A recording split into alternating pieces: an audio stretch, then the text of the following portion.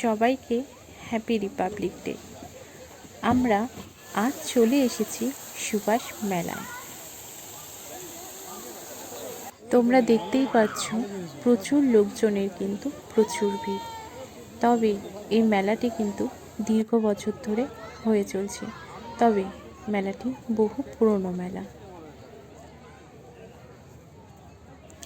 তবে এই মেলায় কিন্তু সব কিছুই পাবে তোমরা। সব রকমের জিনিসই আছে, সব রকম দামই আছে। কিন্তু এই মেলাটি অনেক বড় এরিয়া জুড়ে রয়েছে। তবে মেলার ভিতরেই কিন্তু সুভাষচন্দ্র বোসের সুভাষ ভবনে তার ডিটেলস কিন্তু দেওয়া রয়েছে। এই সুভাষ ভবনে গিয়ে কিন্তু তার জীবনী সম্পর্কে অনেক কিছু জানতে পারবে। তোমরা দেখতেই পাচ্ছ এখানে অনেক বড় করে মেলা উপলক্ষে, সুভাষচন্দ্রের উপলক্ষে ফাংশন হচ্ছে। এবং তোমরা দেখতেই পাচ্ছ এখানে অনেক সুন্দর সুন্দর কানের এবং অনেক কিছুই তোমরা এখানে কিনতে পারবে। তবে জিনিস তোমরা কিনতেই পারো, তোমরা কানের মালা এইসব কিন্তু সস্তায় পেয়ে যাবে। আরও অনেক রকমের জিনিস কিন্তু যেগুলো রান্নাঘরে প্রয়োজন এবং বাসনপত্র এগুলো কিন্তু, এবং ঠাকুরের জিনিস এগুলো কিন্তু তোমরা অনেক সস্তায় পাবে। তারপর আমি চলে গেলাম সোজা খাবার খেতে, কারণ আমি কিন্তু ফুচকা দেখলে একদম পাগল হয়ে যাই। ফুচকা দেখলে কিন্তু নিজেকে আর আটকাতে পারি না।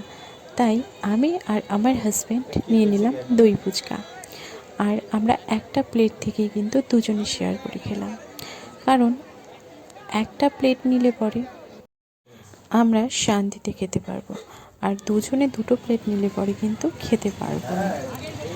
তারপর আমরা চলে আসলাম মেলার থেকে একটু বাইরে। তারপর তোমরা দেখতেই পাচ্ছ এখানে অনেক রকম মাছের চপ বসেছে।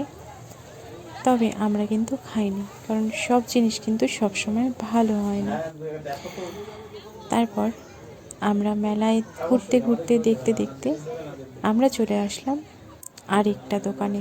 দেখো, এই দোকানে কিন্তু তোমাদের প্রয়োজনীয় অনেক রকম জিনিস পেয়ে যাবে, কারণ 100 টাকারও জিনিস পাবে এবং 10 টাকারও জিনিস পাবে, 20 টাকারও জিনিস পাবে। আমার মনে হয় তোমাদের যেগুলো নিত্য প্রয়োজন, ছুরি, কাঁচি, ছেলেদের রেজার, নেল পালিশ, কাজল, এইসব কিন্তু হাতা, খুন্তি, এইসব কিন্তু নিত্য প্রয়োজন। এগুলো কিন্তু তোমরা এই 10 টাকার দোকান থেকে নিতেই পারো। আমি নিয়েছি, আমার কিন্তু কোয়ালিটি কিন্তু আমার খুব ভালো লেগেছে। তারপর আমরা চলে এসেছি ফুলের দোকানে। আমি কিন্তু ফুল দেখতে প্রচুর ভালোবাসি। তারপর আমার এই দোকানের ডালের বড়া কিন্তু সত্যি খুব হেভি লেগেছে। তারপর আমরা ডালের বড়া খেতে খেতে বাড়ি চলে এলাম। তবে আমাদের রিপাবলিক ডেটা কিন্তু অনেক ভালো কাটলো। তোমাদের কেমন কেটেছে কমেন্টে জানিও।